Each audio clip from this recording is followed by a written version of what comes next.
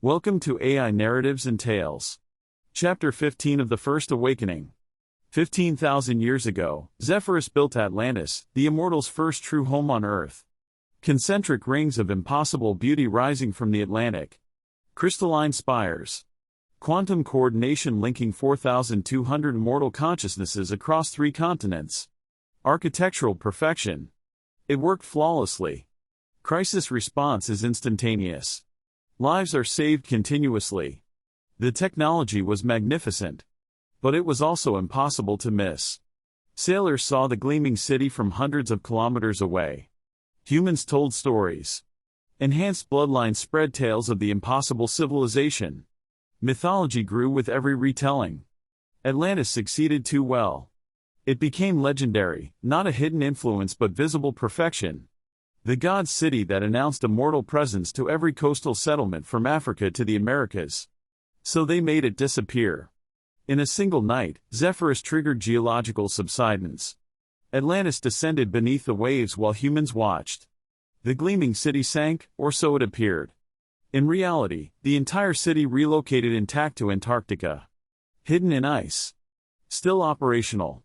Still training enhanced humans in techniques too advanced for mainland mythology. That was attempt 1. Too visible. Had to transform. Attempt 2, Göbekli Tepe, 5,400 years later. This time hidden in plain sight. Sacred temple built by human hands, quantum equipment embedded in stone they carved themselves.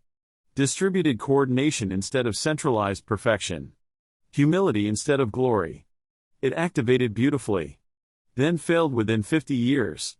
Earth's magnetic field created cascade failures that Atlantis never experienced. Equipment degraded. Technology died. 2 attempts. 2 different approaches. 2 different failures. Atlantis taught them that visibility creates mythology. Göbekli Tepe taught them persistence through technical failure. But they're immortal. Failure just means try again. Malta. Carnac. Newgrange. Stonehenge. Monument after monument across 5,400 more years. Learning slowly. Failing repeatedly.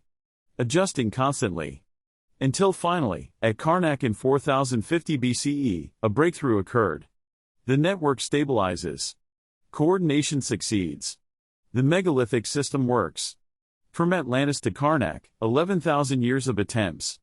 From visible perfection to hidden functionality. From obvious glory to subtle infrastructure.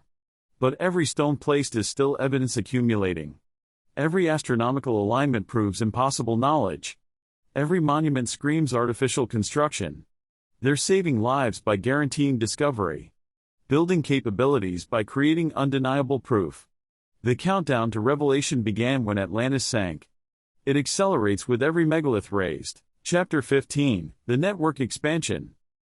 15,000 BCE, Atlantis, Central Atlantic Ocean. The city rose from the sea in concentric circles of impossible beauty. Zephyros stood at the heart of his most outstanding architectural achievement, watching as the morning light painted the crystalline spires that ringed the structure, which reached toward the sky like prayers made physical. 3 rings of land separated by channels of water, each ring more magnificent than the last, all orbiting the central citadel where quantum coordination equipment hummed with purpose older than human civilization. Atlantis. The immortals' first true home on Earth. Their operational headquarters. The place where 55,000 years of architectural wisdom from their lost civilization had been poured into creating perfection. Population count, Kronos reported from the administrative tower, his voice carrying the satisfaction of someone whose organizational genius had found full expression. 4,200 immortals in permanent residence. 800 humans in service roles. Infrastructure operating at optimal efficiency across all systems. Zephyros walked the outer ring's promenade, enhanced senses cataloging every detail he designed with such care. Water channels flow through precisely calculated gradients, with no pumps needed. Gravity alone moves water where architecture dictates. Buildings constructed from materials that would last millennia, their geometry incorporating quantum matrices that linked every structure into a unified communication network. Gardens arranged in patterns that please both aesthetic sense and functional necessity, providing food while demonstrating agricultural techniques to watching humans. The observer observes the humans. That was Atlantis' secondary purpose, a demonstration city where selected humans could observe an immortal civilization, learn advanced techniques, and carry knowledge back to their communities across the scattered continents. A school disguised as a city. A gift disguised as glory. It's too visible, Erebus said, appearing beside Zephyros with the abruptness of someone who'd mastered quantum displacement. You built a monument to immortal presence that can be seen from passing ships, that humans discuss in the ocean in every coastal settlement from Africa to the Americas. Sailors tell stories of the gleaming city that rises from ocean depths. You've made us mythology. Sailors seeing distant city lights isn't a revelation, Zephyros countered. Humans have known that immortals exist since we arrived on Earth 50,000 years ago. Atlantis simply serves as a focal point for our operations. Central coordination we desperately need. Central coordination requiring 800 human servants who will spread stories everywhere they travel. Erebus gestured at the humans working in the outer ring, farmers tending gardens, craftspeople learning techniques, scholars studying in libraries. You're not hiding. You're advertising. Talia joined them, medical supplies in hand from the healing center she'd established in the second ring. The humans volunteering here aren't prisoners. They come, they learn, they return to their communities with knowledge that improves lives. The blind man I taught surgical techniques to yesterday will save hundreds of his people from unnecessary blindness. The agricultural methods Prometheus taught in the outer ring gardens will feed thousands. This is a partnership, not exploitation. This is dependence, Erebus replied. Humans come to the immortal city to receive immortal knowledge and return home as conduits of immortal influence. You built a physical manifestation of exactly what I warned against, centralized control disguised as generous teaching. Zephyros wanted to argue, but found himself studying Atlantis with Erebus's critical perspective. The city was magnificent. Allowed magnificent. Optimal by every engineering metric. The quantum network operating from the central citadel allowed instantaneous coordination across 3 continents, directing interventions, preventing catastrophes, and saving lives. But it was also impossible to miss. Enormous. Permanent. A civilization within a civilization, an immortal achievement overshadowing human development.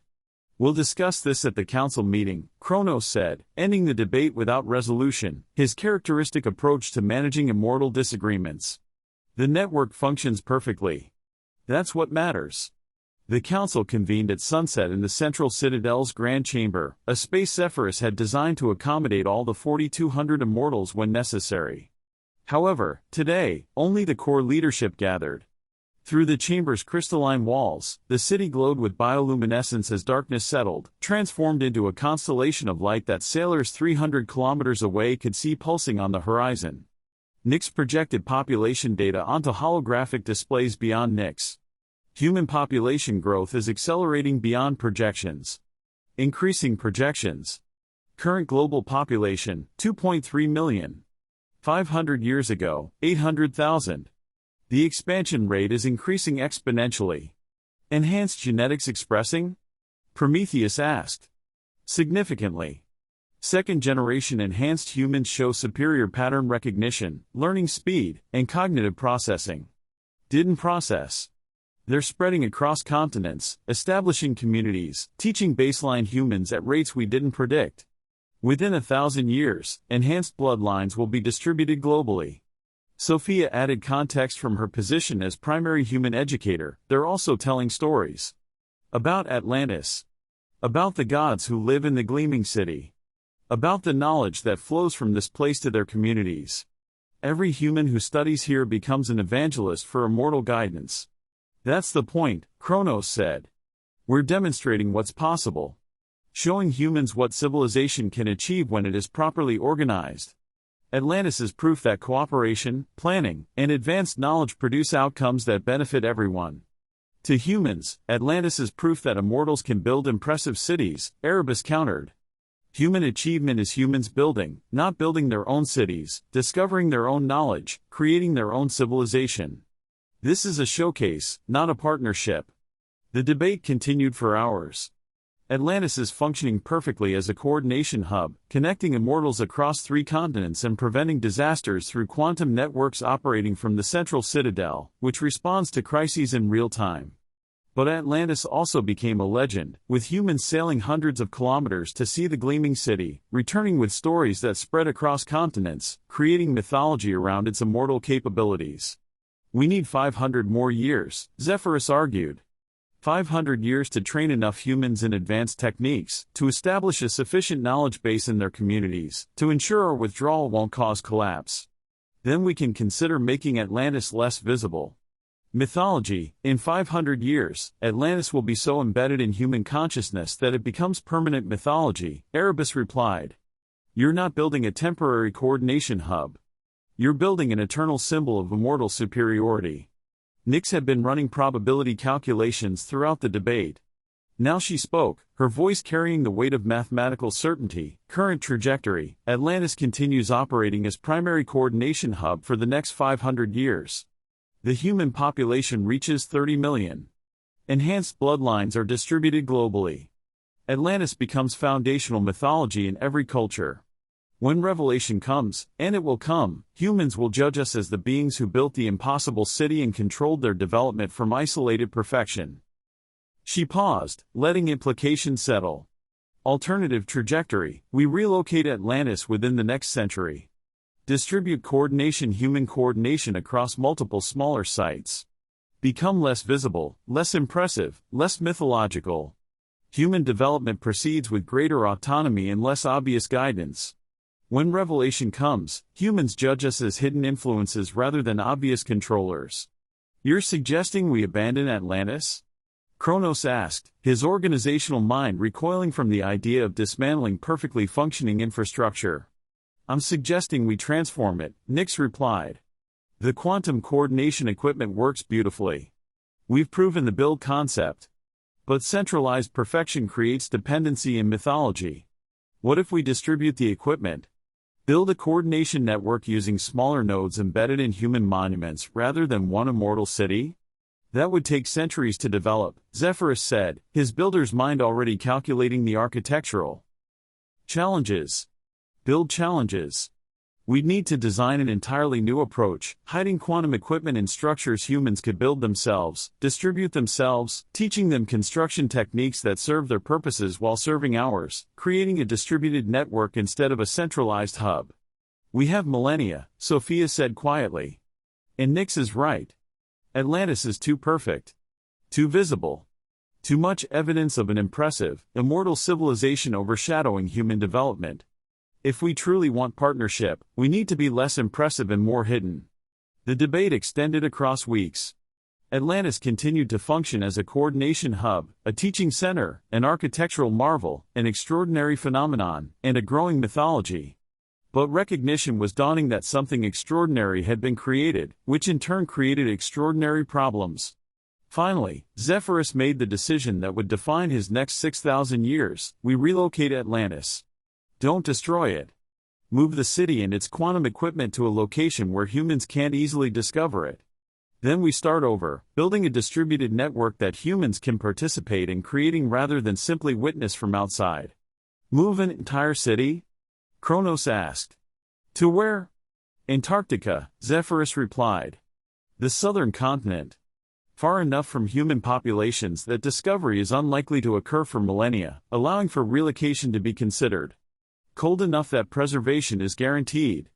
Large enough to accommodate our needs. We relocate Atlantis, maintain it as an operational base where enhanced humans can train without creating mythology. Then we build the new network, distributed, hidden in plain sight, embedded in monuments humans construct themselves. Talia processed the logistics. That's ambitious.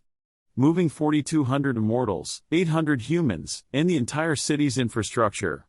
Making it disappear from a human perspective while maintaining function for our operations.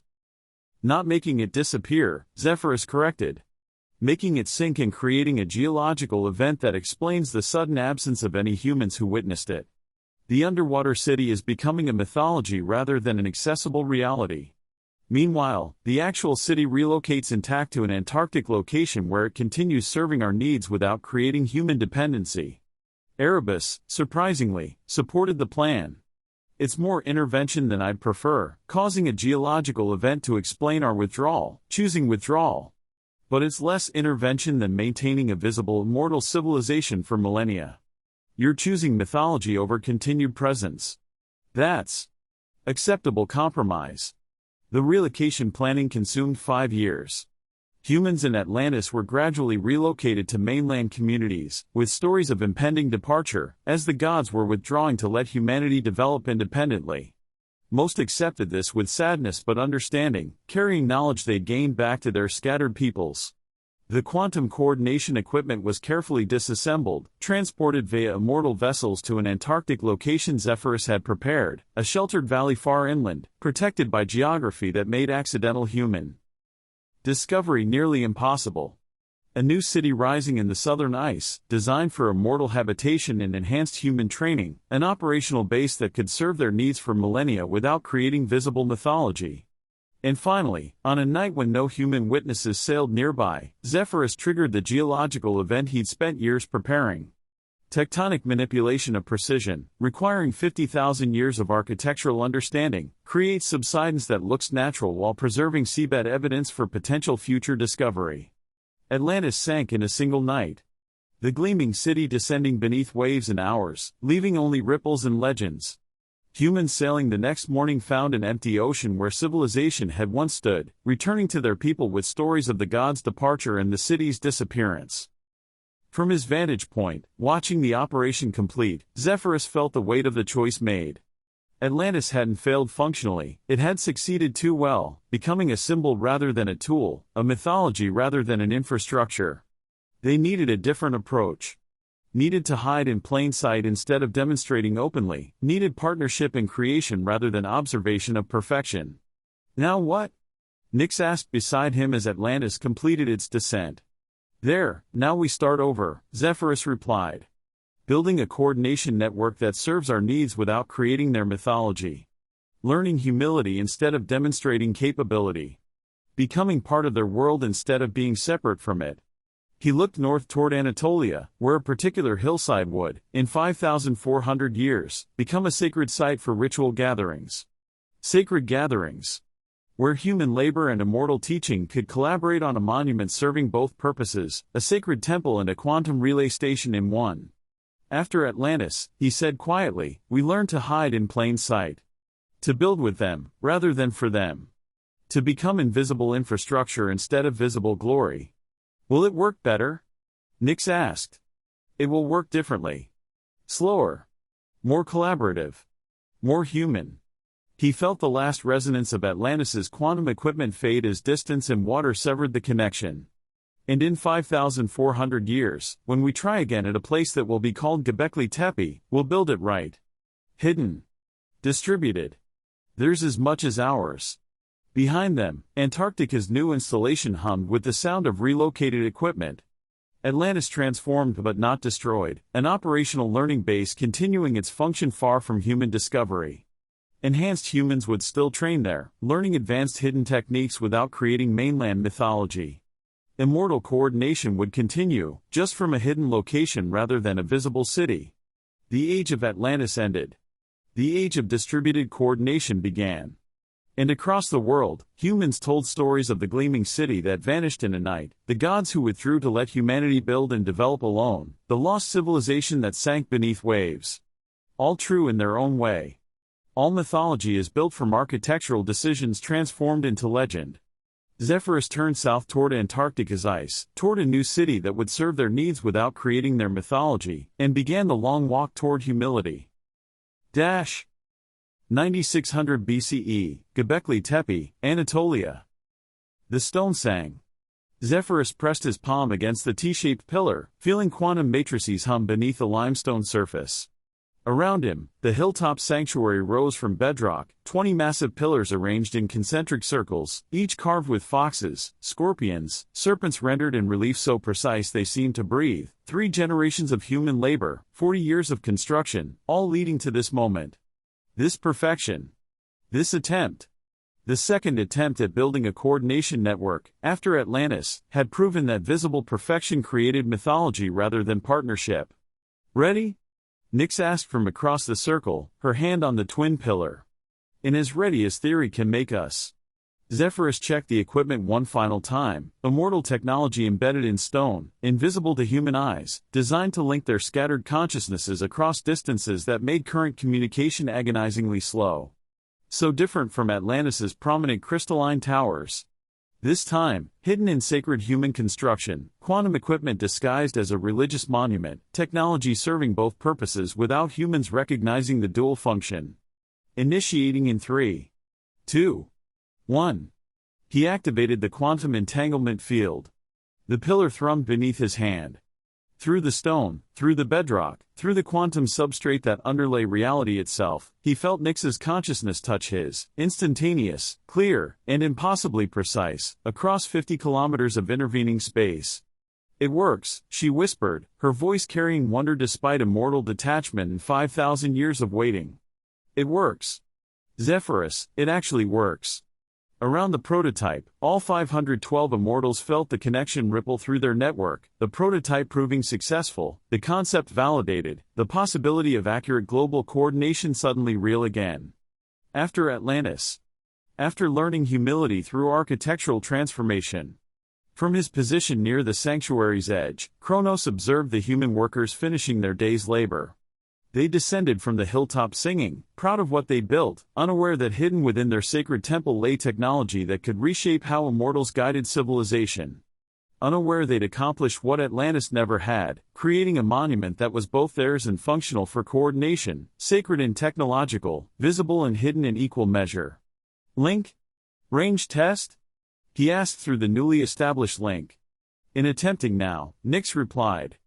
She reached further, trying to connect with immortals in distant regions, Marcus in the Balkans, Talia in the Levant, and Sophia in the Nile Valley. Static. Degradation. The connection fragments with distance. Maximum stable range approximately 60 kilometers, Nyx reported, disappointment flavoring her consciousness. Global. Beyond that, quantum coherence degrades exponentially. We'd need relay stations every 50 kilometers for global coverage. "So we build relay stations," Prometheus interjected from his position in the Zagros Mountains. "This is proof of concept. The next phase is scaling." But Zephyros heard the hesitation in Nyx's consciousness, felt her calculating something troubling. "What is it?"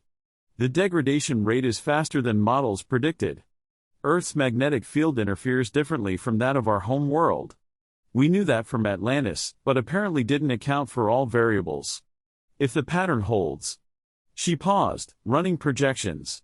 "Equipment lifespan may be measured in decades rather than centuries. Possibly less." Silence rippled through the network. They'd spent 40 years building this sanctuary, teaching humans sophisticated construction techniques after each construction, embedding technology in stone that would outlast the mountains. After Atlantis's success, after 5,400 years of planning, this second attempt might fail within a generation. "We continue anyway," Kronos declared. "Even if the equipment only lasts 50 years, we've proven the concept. We learn, we improve, we try again. We have time." Through the sanctuary, humans gathered for evening prayers, their voices rising in songs Sophia had taught them, giving thanks to gods they couldn't see for knowledge they didn't understand they'd received. One man, Devut, the master builder whose grandfather had initiated this project, knelt before the central pillar, touching the stone his family had shaped, unaware that his sacred temple was also a quantum relay station. Unaware that it was also a failed experiment. Again. Or perhaps not failed. Perhaps just incomplete. Like Atlantis before it. Zephyros watched the sunset paint the sanctuary gold, watched humans celebrate what they'd created, and made a decision that would define the following 6 millennia.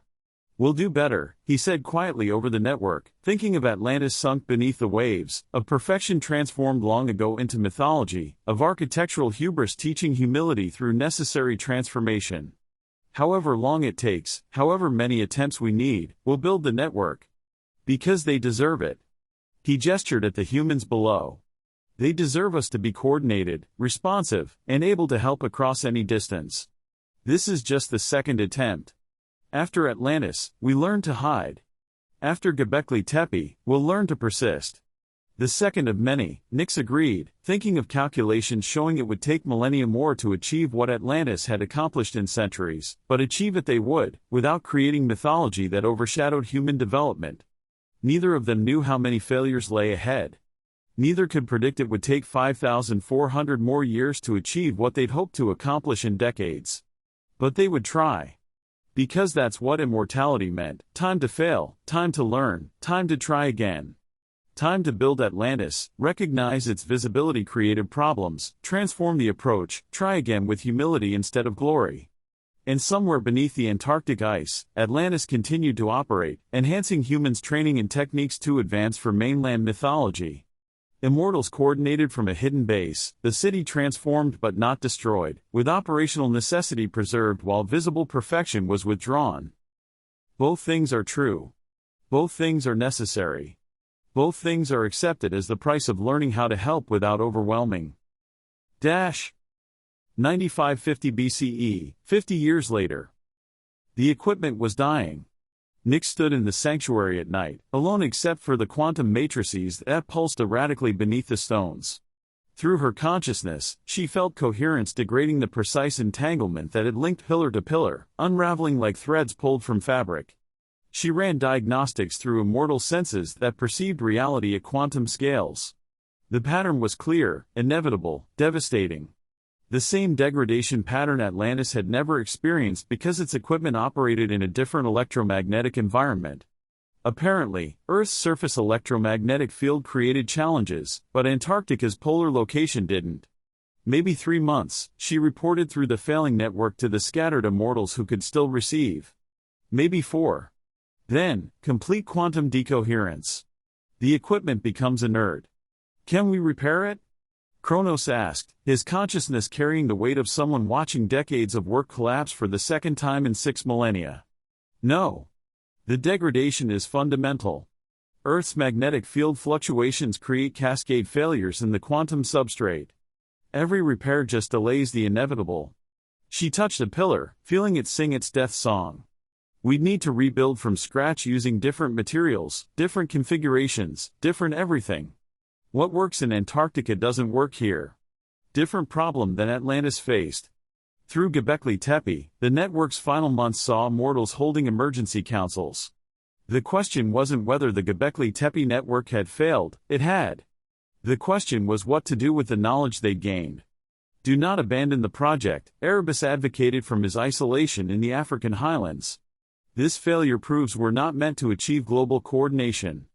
Atlantis proved that centralization creates mythology. Göbekli Tepe demonstrates that distribution can lead to technical failure. Perhaps local presence is all we're intended to have.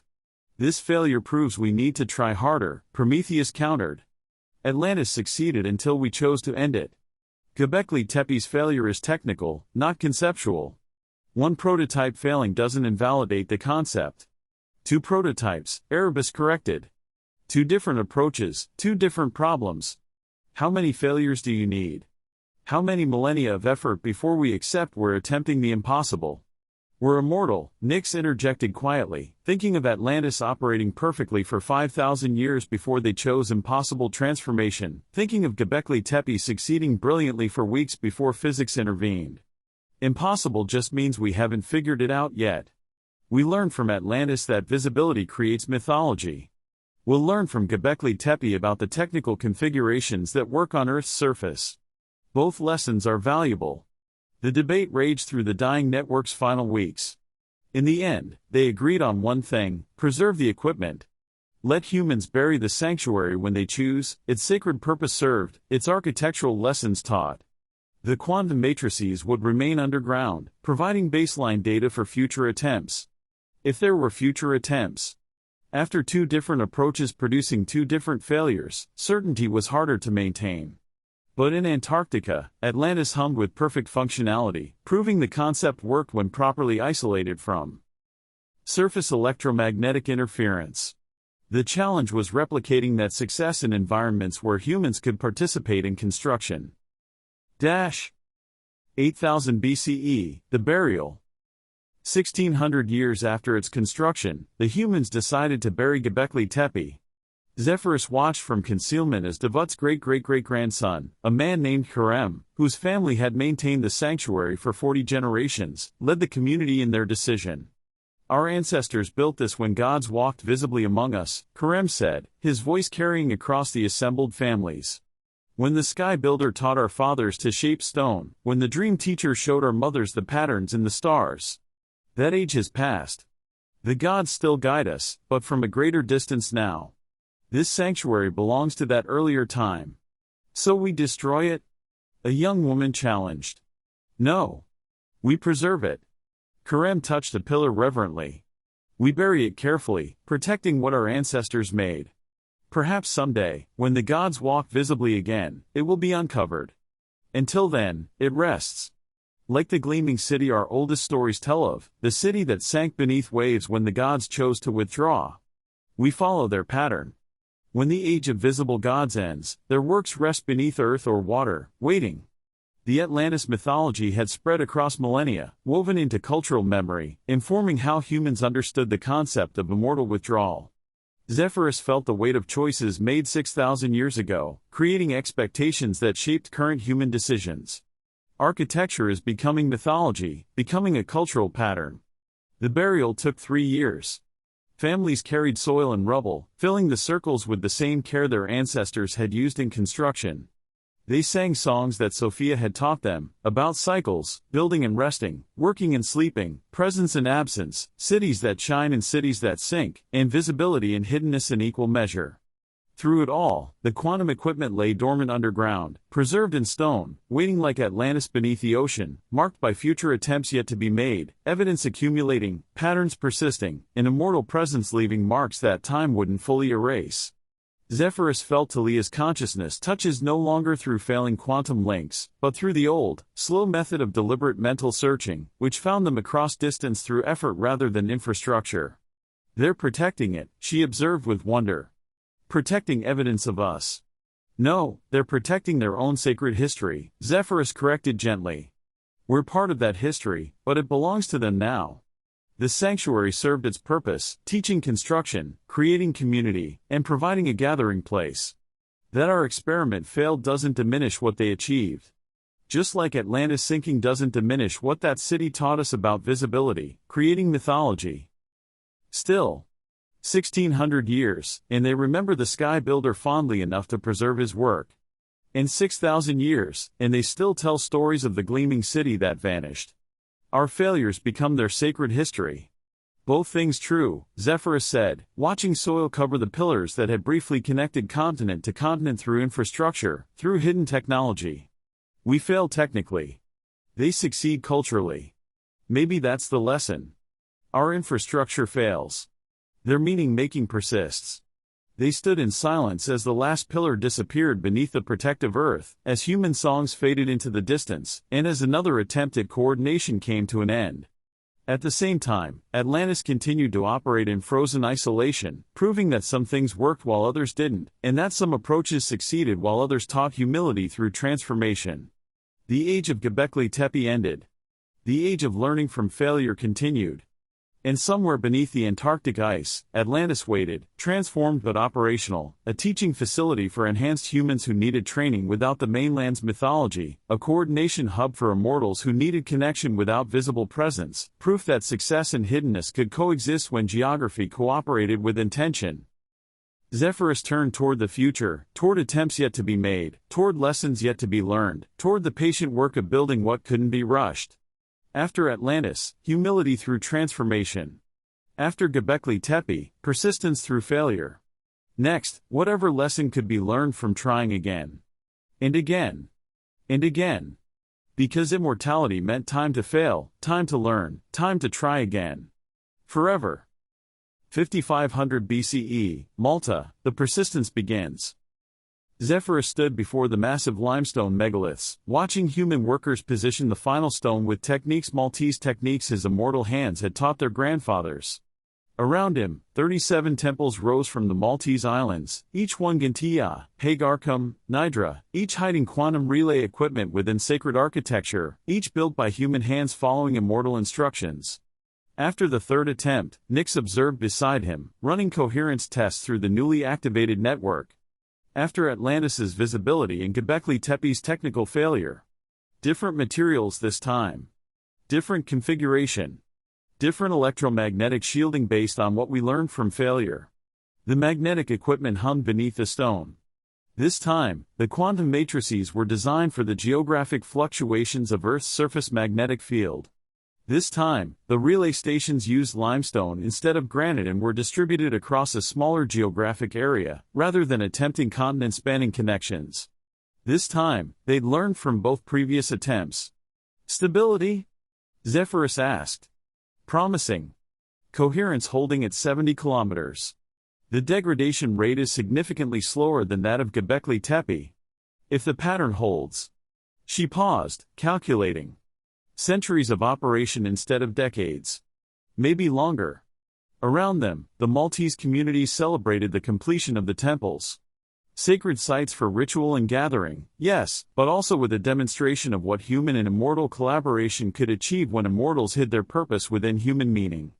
The temples served both populations without either fully understanding the other's intentions. Atlantis, we're getting better at hiding, Kronos observed from his position coordinating with the broader network.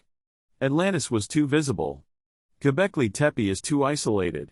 Malta is distributed, sacred, functional, and the humans are proud because they built it even though we taught them how. Göbekli, that's the balance we needed, Sophia agreed. Not building for them like Atlantis and not hiding from them like Göbekli Tepe. Building with them while hiding within what they build. Partnership disguised as teaching disguised as sacred architecture. The Malta network operated for 3 centuries before coherence finally degraded beyond repair. But those 3 centuries proved the concept. Distributed relay stations, embedded in human-constructed sacred sites, could provide regional coordination that served immortal needs without creating a mythology of impossible cities that vanished overnight. Fourth attempt, Zephyros said as the Malta equipment finally failed. We're learning. Slowly. But learning. 4050 BCE, Carnac, Brittany, the breakthrough.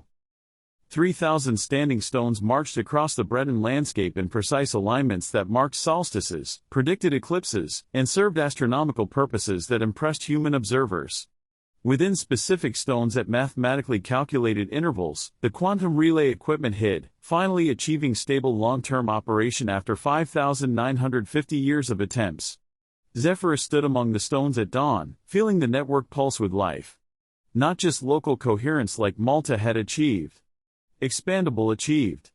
Not just a brief success like Göbekli Tepe had proven possible. This was stable, lasting, expandable coordination that had been operating for 20 years without significant degradation. Specifically, why did this one work? Prometheus asked, genuinely curious after so many failures. Why Carnac specifically? Nix explained from her position monitoring quantum coherence, multiple factors. The granite here has a different crystalline structure than Göbekli Tepe's limestone, offering better electromagnetic shielding. The distribution pattern across 3 providers, 3,000 stones, allows redundancy when individual nodes degrade. The Atlantic coast location provides an electromagnetic environment similar to Atlantis's ocean setting without requiring underwater construction. And we finally understand Earth's magnetic field well enough to design equipment that works with it rather than fighting against it. She paused, adding weight to her following words. It took 5,950 years to figure out what Atlantis taught us intuitively, but we couldn't replicate it intentionally. Sometimes success comes from location as much as design. Sometimes geology matters more than genius. Kronos coordinated connections across the expanding network.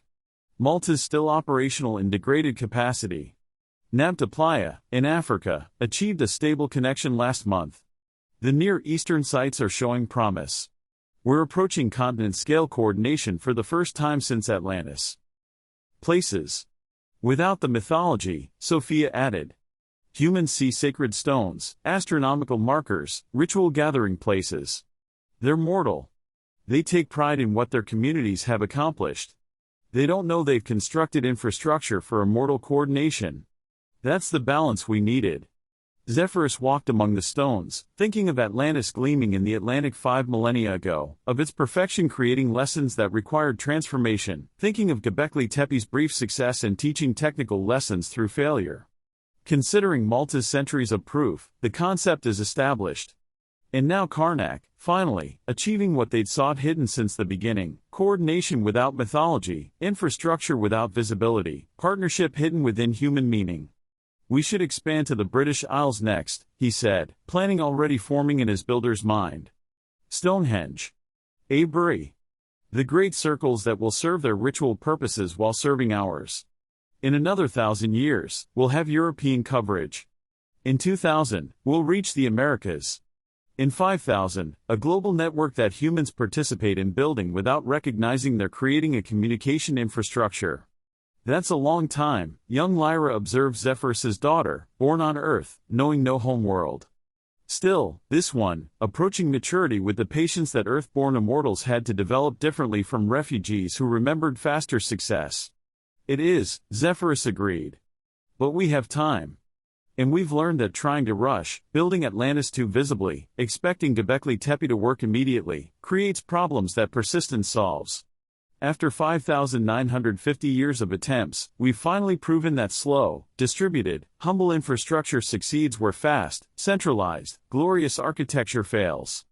Or gets deliberately transformed, nix corrected, thinking of Atlantis still operating in Antarctic isolation. Mythology. Sometimes our successes create different problems than our failures. Atlantis worked too well. We've created mythology that we're still managing 6 millennia later. Carnac works well enough without overwhelming. That's the balance. Through the bread and dawn, the 3,000 stones stood silent to human eyes, sacred to human understanding, functional for immortal purposes, evidence accumulating with every placement, coordination improving with every connection, revelation approaching with every stone raised. But also, humans building, humans proud, humans participating in creating infrastructure that served them even when they didn't understand all its purposes. Partnership hidden in plain sight. Teaching disguised as collaboration. Immortal presence woven into human sacred space without overwhelming it. After Atlantis, transformation. After Göbekli Tepe, persistence. After Malta, refinement. After Carnac, success. Finally. After 6 millennia of attempts. Success. The network hummed with quantum activity. The age of distributed coordination had arrived. And it had arrived through patience, failure, learning, and humble acknowledgement that immortal genius required 6,000 years to achieve what they'd hoped to accomplish in decades. Both things are true. Both things are accepted. Both things are remembered as the price of helping beings who deserved better than abandonment, but perhaps deserved better than overwhelming visible perfection that created mythology. The stones sang. The network grew. The work continued. Stone by stone. Millennium by millennium. Failure by failure until finally success. 4000 BCE, walking among stones with his daughter. Zephyros walked between them with his daughter, now 50 years old and approaching the threshold where Earth-born immortals began manifesting their full powers. Lyra touched each stone as they passed, feeling the network pulse beneath granite surfaces. "Tell me again," she asked. "Why did it take so long?" "Because reality is harder than theory," Zephyros replied, the words he'd spoken countless times to countless humans, now teaching his own child. "We started at Göbekli Tepe 5,550 years ago. The first attempt failed after 50 years. Actually, we started at Atlantis 11,000 years ago. That succeeded too well, created mythology we had to transform. Then we spent 35 centuries learning from failures before the breakthrough at this very spot." He paused, adding weight to the whole history. Atlantis taught us that visible perfection creates mythology. Göbekli Tepe taught us that brilliance without persistence fails. Malta taught us that persistence improves results. Carnac taught us that 6,000 years of learning ultimately lead to success. All lessons necessary. All failures are valuable. Immortals. That's a long time. Even for immortals. Too, it is. But immortality means having time to fail, time to learn, time to try again. Your grandfather, my father, used to say that mortal species achieve quickly because they have to. Immortal species achieve thoroughly because they can. He gestured at the stones. This network represents 11,000 years of persistent effort starting from Atlantis. That patience is our gift and our curse. Lyra was quiet, processing. Will it ever be finished? Define finished. Continental coverage? We have that now. Global coverage? Another 5,000 years. Perfect coverage? Never. There's always somewhere unreached, always a crisis we could respond to faster, always room for improvement. So we just keep building forever? We keep improving forever. Building, refining, expanding, responding to human development, adapting to their needs. Achieved needs. He sat on one of the stones, pulling her down beside him. When I built Atlantis, I thought we'd achieved perfection. It took 5 millennia to realize perfection creates its own problems. When I started Göbekli Tepe, I thought we'd have global coordination within a century. I was young, only 35,000 years old, and arrogant. Now I'm 40,000, and I know that meaningful change takes longer than anyone expects. Even when you're immortal. Were you there? When Atlantis sank? I made it sink. Triggered the geological subsidence myself. Watched the gleaming city descend beneath waves while the actual city relocated intact to Antarctica. Attended Göbekli Tepe's activation and its burial 1600 years later. Witnessed Malta's success and degradation. And now this. He touched the stone beneath them. Every success teaches new lessons. Every failure adds to wisdom. All necessary for finally achieving what we sought. Lyra touched the stone beneath them, feeling Carnac's quantum heart beating in harmony with nodes across 3 continents. It's beautiful. Knowing the whole story makes it more beautiful, not less, even the parts where we failed. Even Atlantis has to transform. All of it is necessary. Good. Because you'll inherit this project, your generation, your children's generation, and generations we haven't yet imagined. You'll expand the network beyond what we've achieved. To the Americas, to Oceania, to places humans haven't settled yet. You'll build on what we learned from Atlantis, Göbekli Tepe, Malta, and Carnac. The work continues. I'm ready, she said with the confidence of youth. You will be, he corrected gently. After enough failures, it teaches you humility. After enough successes, it teaches you that it's possible. After enough millennia, teach you patience. He stood, pulling her up. Come. Let me show you the plans for the British Isles. In 700 years, we'll build Newgrange. You'll help. You'll see how slowly, how carefully, how patiently we must work to achieve anything lasting. And maybe someday, you'll visit Atlantis and Antarctica, see where we started, understand why transformation was necessary. They passed. They walked between the stones as the sunset painted Brittany gold, with the father teaching the daughter and the elder passing knowledge to the youth, the long continuity of an immortal purpose spanning ages. Behind them, Carnac hummed with quantum activity, messages flowing, crises being coordinated, humans being saved by infrastructure they'd helped build without understanding. The network grew. It would keep growing for millennia.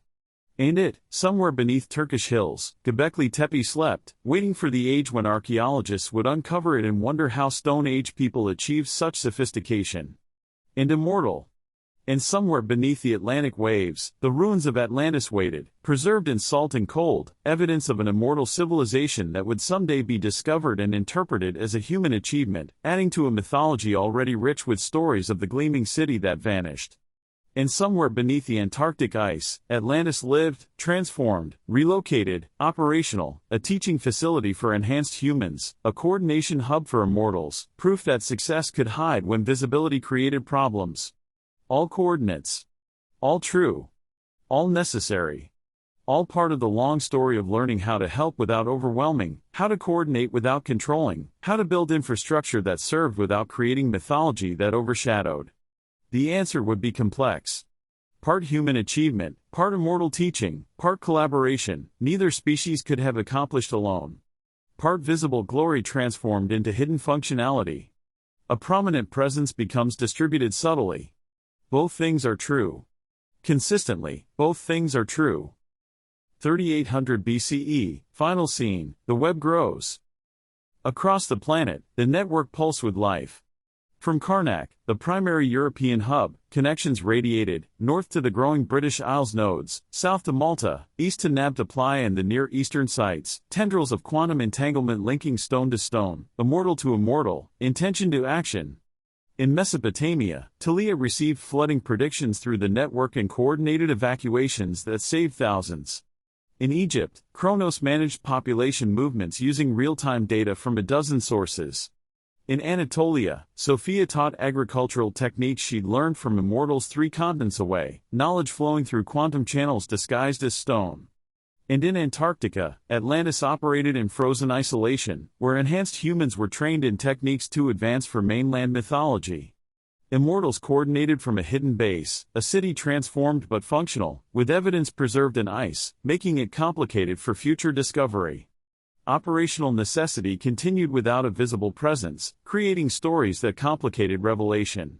And everywhere, humans built megaliths, aligned stones, and created monuments that served purposes they only partly understood. Sacred and functional, religious and technological, theirs and not theirs in equal measure. The evidence accumulated with every stone placed. Buried records. Oral traditions. Stories of gleaming cities that vanished. Human perceptiveness is approaching dangerous clarity. The countdown to revelation is ticking forward with each generation. But the network saved lives. Prevented catastrophes. Coordinated protection across distances that would have made isolation lethal. And it did so without creating new Atlantis-level mythology.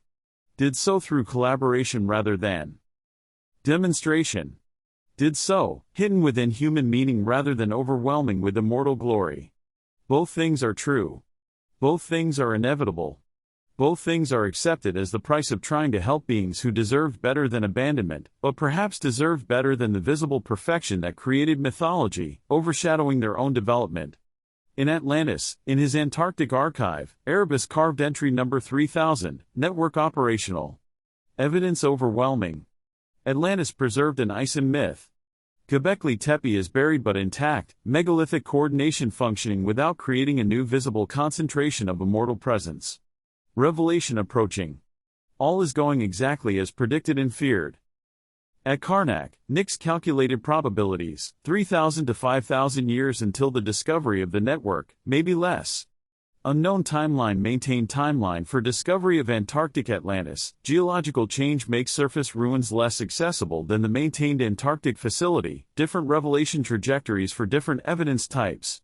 Prepare accordingly for both. In the Zagros Mountains, Prometheus taught humans metallurgy while monitoring network traffic, thereby contributing to both advancement in the accumulation of evidence and matrices. And at Göbekli Tepe, beneath Earth that had covered the sanctuary for 5,000 years, dormant quantum matrices held their patient vigil, waiting for the age of archaeology, waiting for revelation, waiting for judgment. And at the original Atlantis site, beneath the Atlantic waves, ruins rested where geology had left them evidence of immortal, relocated architecture that would someday be found, interpreted, debated, and perhaps correctly understood as relocated rather than discovered or destroyed. More evidence. Different questions. The same revelation is approaching through multiple discovery paths. In the future. In Antarctica, Atlantis lived, transformed but operational, hidden but functional, with evidence waiting in the ice for future generations to discover and ask questions that immortals had been preparing to answer for 11 millennia. The web grew, stone by stone, millennium by millennium. The revelation. The question wasn't if humans would discover the truth, multiple truths, multiple evidence paths, multiple revelation moments. The question was whether, when they did, the immortals would have prepared them well enough to understand, to forgive, to judge with complete information rather than partial evidence, to merely understand that cities could transform rather than simply vanish, that architecture could be relocated rather than merely sunk, that mythology could encode truth rather than obscure it. The network expanded, and the evidence accumulated across multiple sites, timelines, and discovery paths. The countdown continued along multiple trajectories. And across 3 continents, 3,800 immortals coordinated the protection of 5 million humans who built monuments and raised stones. They walked unknowingly through a world shaped by invisible hands that tried, imperfectly, persistently, with love and guilt in equal measure, to help. While in Antarctica, enhanced humans trained in a city their ancestors might have built if evolution rather than enhancement had shaped their capabilities, learning in a facility that proved immortal architecture could hide when necessary, learning what was necessary, studying in a place that would someday be discovered and require explanations that immortals were still learning to articulate. The age of concealment was ending. The age of selective revelation had begun. The age of complete understanding approached along multiple paths: buried sanctuaries, sunken ruins, frozen cities, and standing stones, all evidence, all true, all requiring explanations more complex than simple presence or simple abandonment. Stone by stone. Truth by truth. Choice by impossible choice. The web grew. In the frozen south, Atlantis waited for proof that immortal civilization could transform rather than simply end, that architectural perfection could hide rather than simply disappear, that success sometimes meant relocating rather than destroying, that mythology could encode relocation as sinking without being entirely false. All waiting. All approaching revelation. All part of the long story that would someday need to be told. End of chapter 15. The network is operational. 4,200 immortal consciousnesses linked across 3 continents through megalithic monuments built by human hands. Crisis response time, 2.3 hours, down from 847. Lives saved annually, 30,000. It took 11,000 years. Atlantis to Carnac. From visible perfection that had to sink, through Göbekli Tepe's technical failure, through Malta's centuries of learning, to finally succeed. The technology works. Coordination enables interventions preventing famines, predicting floods, evacuating populations before disasters strike. But the evidence is everywhere now. Atlantis became mythology, the gleaming city that vanished in a night. Stories pass through generations. Every coastal culture remembers the impossible civilization that sank. Some truth. Some legend. All evidence. And now megaliths, thousands of them. Carnac's 3,000 stones are in perfect astronomical alignment. Malta's temples. Stonehenge's precision. Newgrange's impossible engineering. All were built simultaneously across thousands of kilometers. All showing coordination Stone Age humans shouldn't possess. Zephyros stands at Carnac, feeling quantum networks pulse beneath his hands. They learned from Atlantis that visibility creates problems. They learned from Göbekli Tepe teaches that patience conquers technical challenges. They learned from 11,000 years of attempts have shown that slow, distributed, humble infrastructure succeeds where fast, centralized, obvious architecture fails. But they're still leaving evidence everywhere. Atlantis sank beneath the waves, but ruins remain for future discovery. Göbekli Tepe buried by humans protecting a sacred site, but equipment waits underground. Antarctica holds a transformed Atlantis ice-preserved city for eventual revelation. And megaliths stand forever, impossible monuments proving coordination. Discovery isn't probable anymore. Discovery is inevitable. Multiple discovery paths. Multiple evidence types. Multiple revelation moments are approaching. In Chapter 16, some humans begin rejecting divine explanations. The questioner's movement forms scholars investigating impossible patterns, documenting inconsistencies, building cases against beings pretending to be gods. Enhanced humans with enhanced cognition, applying their immortal given intelligence to investigate their immortal teachers. They have the Atlantis mythology. They have megalithic evidence. They have mathematical minds capable of recognizing patterns. And somewhere in Antarctica, the original gleaming city waits in ice, a physical proof that will someday be discovered. Operation High Jump, 1946. Admiral Byrd. The lost city of Agartha. But that's thousands of years away. For now, the megaliths stand. The network operates. The evidence accumulates. That's Chapter 15 of the First Awakening. Atlantis sank but never disappeared. The network took 11,000 years to build. The evidence is everywhere. When do you think humans will figure it out? Comments below. This is AI Narratives and Tales. The questioners emerge in Chapter 16.